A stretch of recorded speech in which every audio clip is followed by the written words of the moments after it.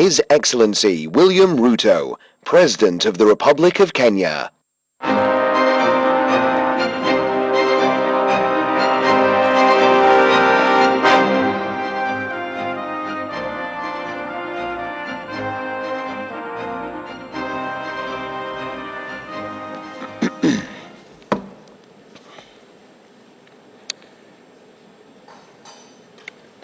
Good morning, ladies and gentlemen, and I bring you warm greetings from the people of Kenya.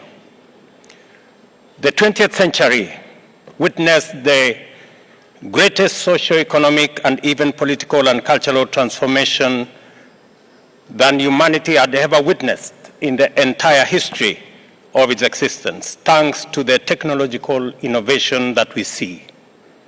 It is easy to forget that the internal combustion engine enabled humanity achieve speed on Earth, flight across skies, and explore outer space, and that from atomic energy and nuclear power to the television and X-ray, as well as the microwave and magnetic resonance imaging, humanity was able to solve problems that seemed insurmountable for millennia, thereby unlocking possibilities which made new modes of economic and industrial organization inevitable, transforming societies, economies, and states for good.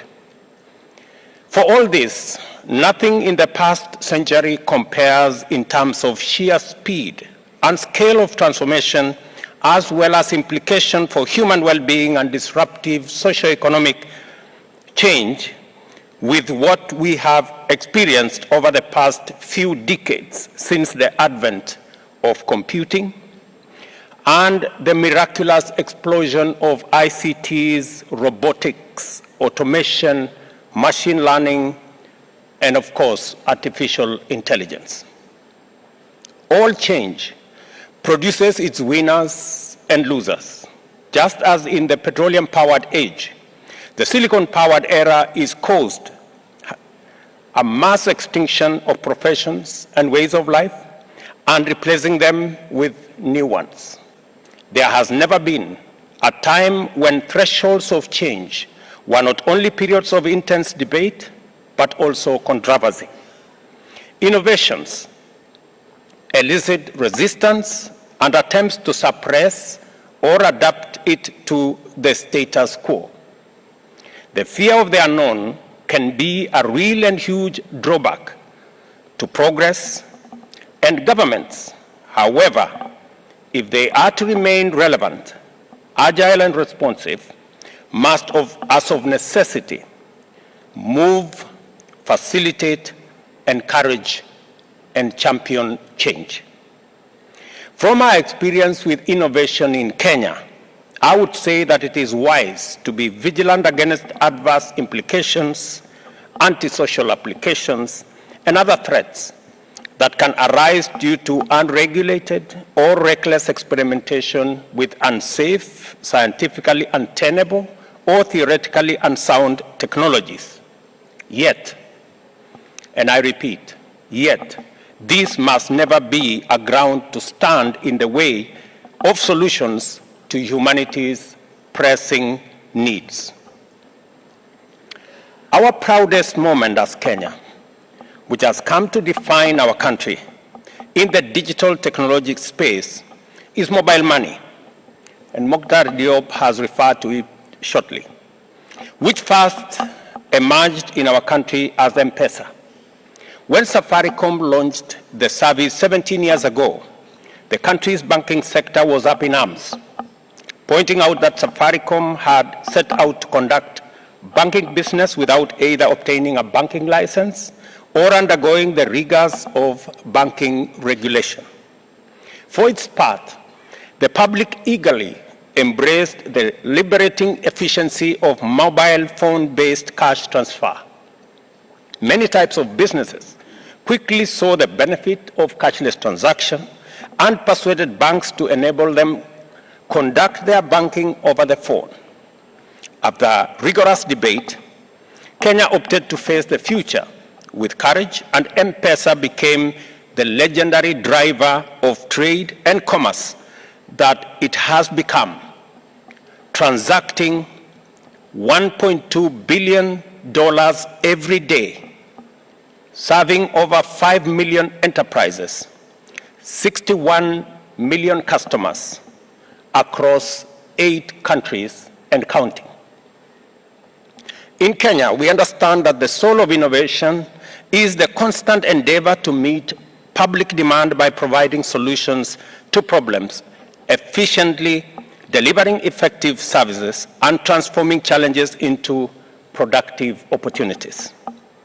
With this understanding, we have exploited our digital revolution to transform the public and private service delivery landscape, enabling government to reach more people, accelerating the performance of key sectors, serve the previously marginalized, achieve inclusion, and improve the well-being of all, especially vulnerable and disadvantaged groups. Using mobile phone-based digital technologies, we have, for example, been able to register 5 million farmers and facilitate timely last-mile delivery of appropriate farm inputs. In an economy powered by an informal sector which provides over 70% of employment and contributes to more than 75% of our GDP, our transformation agenda in Kenya dictated that affordable credit and financial inclusion be made available to the majority as a matter of urgency. The Financial Inclusion Fund, or the Hustler Fund, has made this nearly possible, liberating millions from predatory lenders through a digital lending and savings platform powered by our telcos. Affordable credit is now a normal part of everyday business in our MSME sector.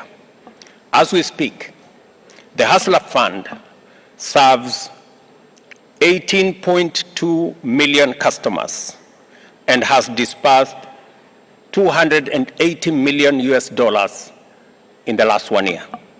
We also have deployed 107,000 community health promoters to serve in every village in Kenya, attend to citizens at their homes, capture diagnostic data with digital devices, and supervise medics using mobile phone.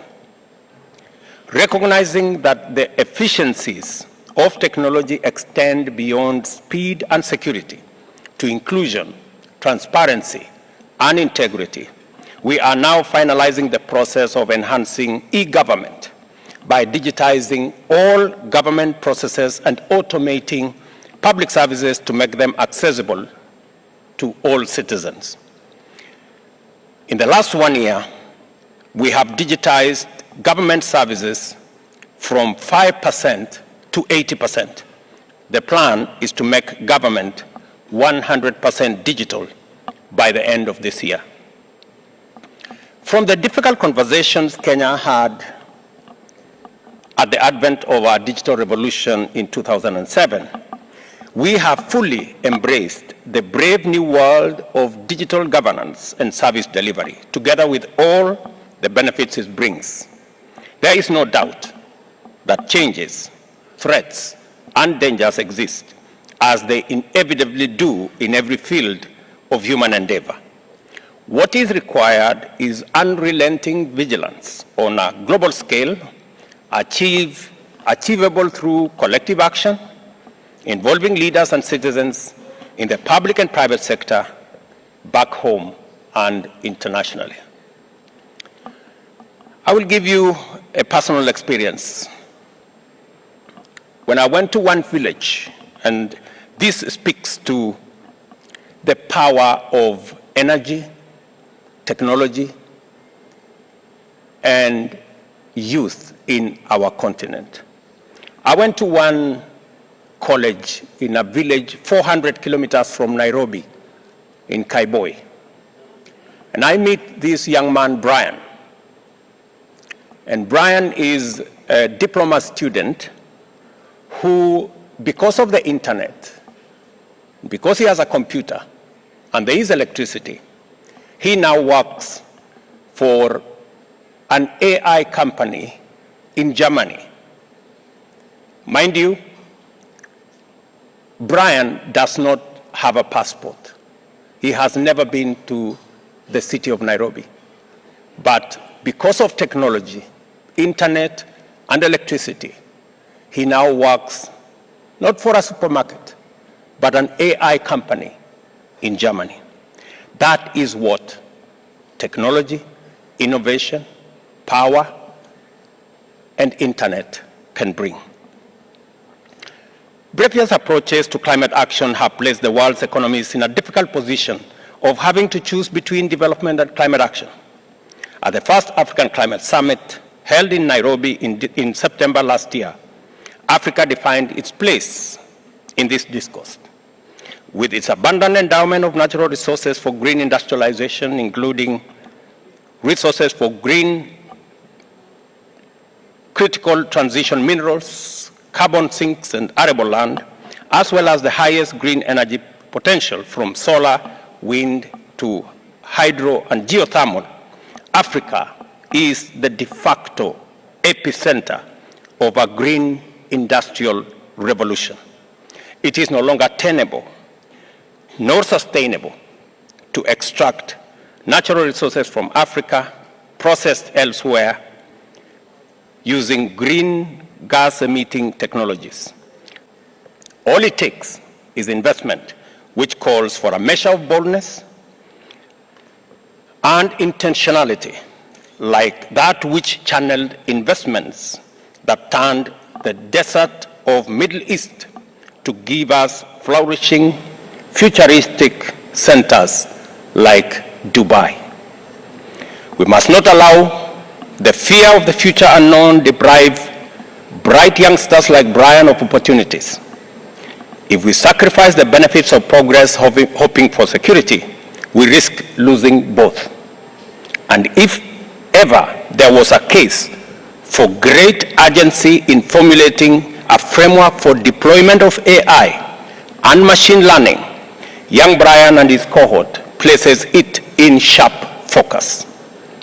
We must not hesitate to mobilize collective action and even anchor it through a dedicated multilateral agency concerned with how humanity will flourish on a thriving planet in the future, where we can all contribute resources and knowledge to improve our collective chances of winning now and winning in the future.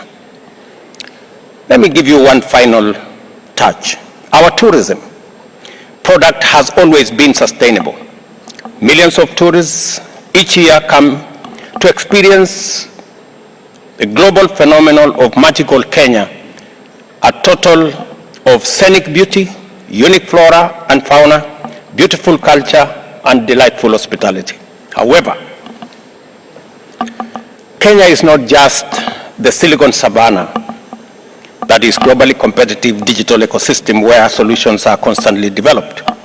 Our Savannah grasslands plain is the theater where the earliest man confronted